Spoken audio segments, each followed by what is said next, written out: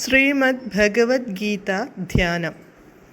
നാരായണം നമസ്കൃത്യ നരം ചൈവ നരോത്തമം ദേവീം സരസ്വതീം വ്യാസം തതോ ജയമുദീരയേത്. നഷ്ടപ്രായേഷു ഭദ്രേഷു നിത്യം ഭാഗവത സേവയാ ഭഗവതേ ഉത്തമശ്ലോകേ ഭക്തിർഭവതി നൈഷ്ടകീ. മൂകം കരോതി വാചാലം പങ്കും ലംഘയതേ ഗിരിം യത്കൃപാതമഹം വന്ദേ പരമാനന്ദമാധവം. ശ്രീഗുരും ദീനതാരിണം ശ്രീചൈതന്യമീശ്വരം. ഓം അജ്ഞാനതിമിരാന്ധസ്യ ജ്ഞാനാഞ്ജനശലാകയാ ചക്ഷുരുന്മീലിതം യേന തസ്മൈ ശ്രീഗുരവേ നമഃ. നമഃ ഓം വിഷ്ണുപാദായ കൃഷ്ണപ്രേഷ്ഠായ ഭൂതലേ ശ്രീമദേ ഭക്തിവേദാന്ത സ്വാമിന്നിധി നാമിനേ. നമസ്തേ സാരസ്വതേ ദേവേ ഗൗരവാണി പ്രചാരിണേ നിർവിശേഷ ശൂന്യവാദി പാശ്ചാത്യദേശതാരിണേ. ജയ ശ്രീകൃഷ്ണ ചൈതന്യ പ്രഭു നിത്യാനന്ദ ശ്രീ അദ്വൈത ഗദാധര ശ്രീവാസാദി ഗൗരഭക്തവൃന്ദ. ഹരേ കൃഷ്ണ കൃഷ്ണ കൃഷ്ണ ഹരേ ഹരേ, ഹരേ രാമ രാമ രാമ ഹരേ ഹരേ.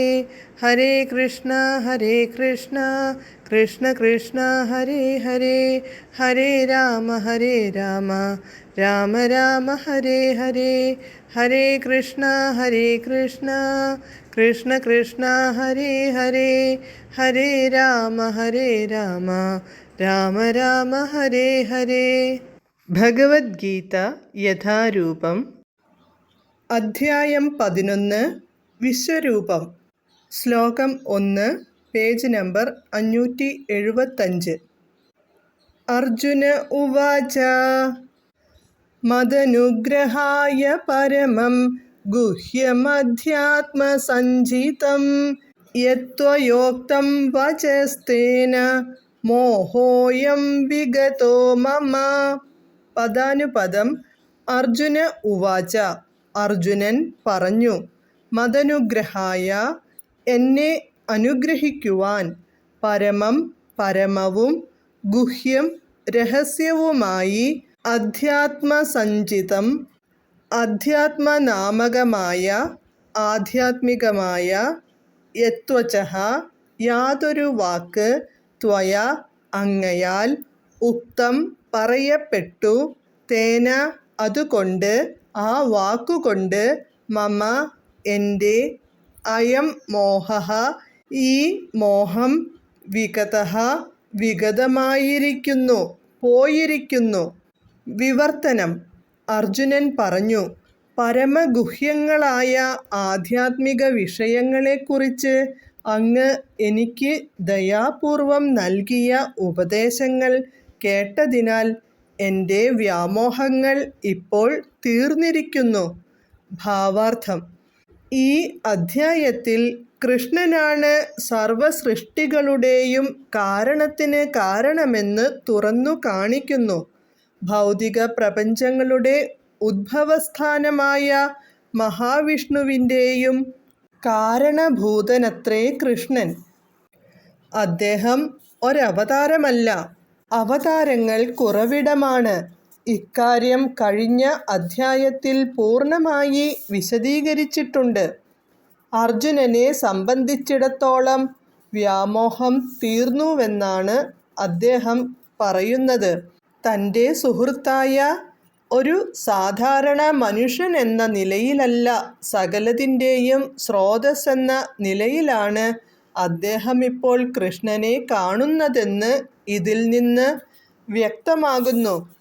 അർജുനന് ശരിക്കും ബോധോദയമുണ്ടായിരിക്കുന്നു.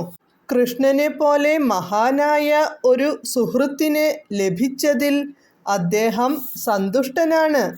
എന്നാൽ താൻ കൃഷ്ണനെ സകലതിൻ്റെയും സ്രോതസ്സായി സ്വീകരിക്കുന്നെങ്കിലും മറ്റുള്ളവർ അങ്ങനെ ചെയ്തില്ലെന്നു വരാമെന്ന് അർജുനൻ വിചാരിക്കുന്നു.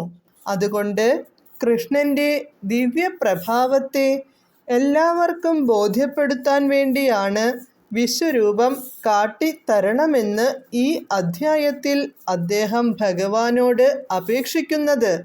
വാസ്തവത്തിൽ ദർശനമാത്രയിൽ അർജുനനെപ്പോലെ ഏതൊരാളും ഭയപ്പെട്ടു പോകുന്നതത്രേ വിശ്വരൂപം.